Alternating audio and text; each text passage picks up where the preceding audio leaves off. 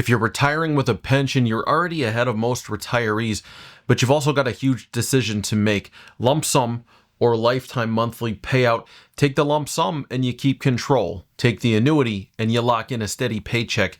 Today, I'll walk you through the simple 3-step framework I use with clients to help them make this decision. No guesswork, no regrets. Think of this first step like test driving a car. Before you sign anything, you need to know what kind of mileage you're going to get.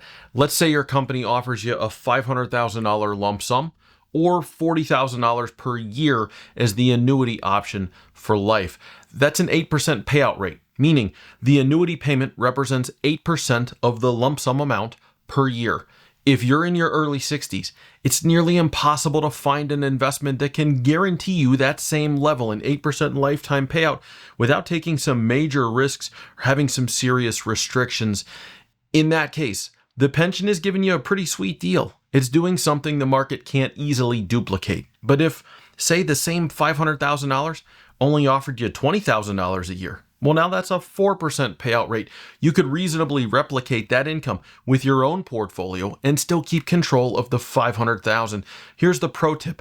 You need a mindset shift here. Before you make the choice, you have the potential of both an asset or an income. You need to figure out which one is more valuable to you. Think of it like this. What if you were choosing between owning a rental property or selling the property for cash? If you keep the property, you get the rent checks, but you don't have liquidity, no lump sum access. If you sell it, you lose the rent, but you gain flexibility because you got the money from selling the property in your hand. Same idea here. You can either keep control of the $500,000 or you can trade it for the retirement paycheck. And part of decision number 1 is based on how large that paycheck would be. If you're facing a decision like this and you want a little help with your analysis, including things like how it plays with your Social Security and your taxes and the rest of your portfolio, that's exactly what we do with the Clear Vision Retirement Plan. Click the link below and set up a time to chat. Now let's move on to gate number 2. Gate number 2 is this. Do you need the monthly income? This is all about your income gap, how much guaranteed income you'll have coming in retirement versus what you need to live the way that you want. Let me paint you a picture. Imagine 2 retirees with the same pension, different scenarios. Tom has Social Security and investment income that already covers his lifestyle when he chooses to retire. Let's say he needs $6,000 a month to live, and between the Social Security and some rental income, he covers the full amount, the full $6,000. And let's say that his pension would create an extra $30,000 a year if he elected the annuity, or the lump sum would be $375,000. That's a good payout rate. It's like 8%, just like what I told you above was a good deal. But here's the thing.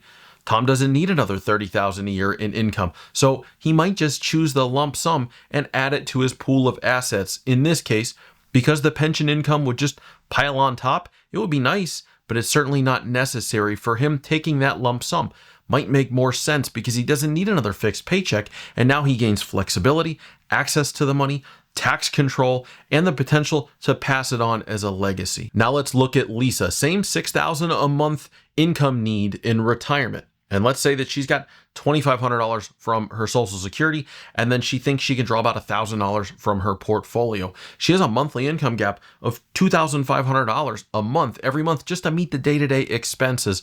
I call this your portfolio reliance rate. Basically, how much of your retirement paycheck has to come from the investment portfolio? How much are you relying on that portfolio? The higher the number, the more stress on your plan. Now, at this point, prior to making a pension election, she needs a full $3,500 a month from the portfolio. That's about 58% of her retirement income that's got to come from her investments. That's a high rate. And remember, we think about this kind of like the blood pressure of your retirement plan. Relying on your portfolio for too much of that income can open you up to lots of other risks. We got to find a way to lower the reliance rate. Now, in this case, if she takes the $2,500 a month annuity between Social Security and the pension, she's now up to $5,000 a month in paycheck of the $6,000 she needs. She's reduced her portfolio reliance rate to about 17% from 58%. That gives her a ton more flexibility and cushion in retirement for her. The annuity offers real, actual value, an additional paycheck that fills that gap and takes the pressure off the portfolio. So remember this about gate number 2. It's about practicality. If you have a big income gap, the annuity might be more valuable to you. If you don't, flexibility wins. But here's where most people make their biggest mistake. They forget to ask, what happens if something happens to me? Gate number 3 is where the emotions meet the math. If you're married, most pensions offer a joint lifetime option, meaning payments continue the same for both of you as long as you're around. That's a very valuable planning tool as a financial advisor because we can count on that income to continue to come no matter what. But here's the trade-off. The more protection you build in, the smaller the check. And a 100% joint survivor payout usually means the lowest monthly payment amount.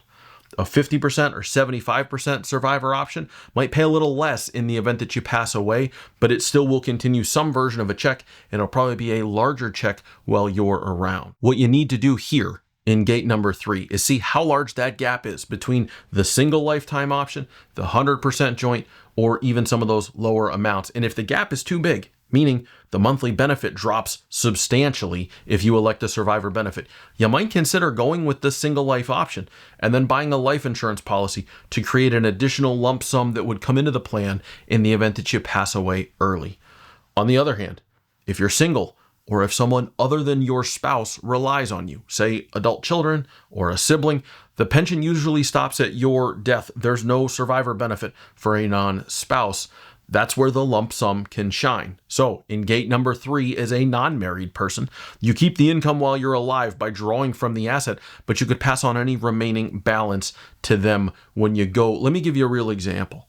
Janet, not her real name, was one of my clients who had retired years back, and she had the option between a $400,000 lump sum or $2,100 per month for life. That's about a 6% and change payout rate. So it was a reasonable rate coming from the pension. If we were going to try and recreate that outside of the pension, we were going to put some potential stress on the portfolio. So it was tempting to take the annuity. Stable income, guaranteed for life. The problem was Janet had 2 adult kids who still leaned on her financially. And she told me, hey, if I take the annuity and I pass away early, all of this money is gone. The payments stop. There's nothing left for them. By taking the lump sum, we built an income plan that allowed her to continue to draw the same money and kind of manage the workload of the portfolio. And then if something happened, she had the peace in knowing that her kids would receive whatever was left in her retirement account to help them take care of themselves. That's an example of the power of walking through all 3 of these gates when you're making the decision. If you remember nothing else from the video, run your pension through these 3 tests before you sign anything, before you make any decisions. Choosing a lump sum or a pension annuity isn't about guessing where the markets are going to go or how long you live. It's about aligning your decision with what they're offering you and what your needs are for income, for flexibility, for your financial legacy, if that's important to you. So remember, once you pick, you're either going to have an asset or an income stream. You're not going to have both. Hey, if you found the video helpful today, subscribe to the channel, come back, see us another time. We got lots of awesome videos on the channel. I think they're awesome videos. You'll probably think some of them are pretty good too. I'll put another one for you right over here, and I'll see you on the other side.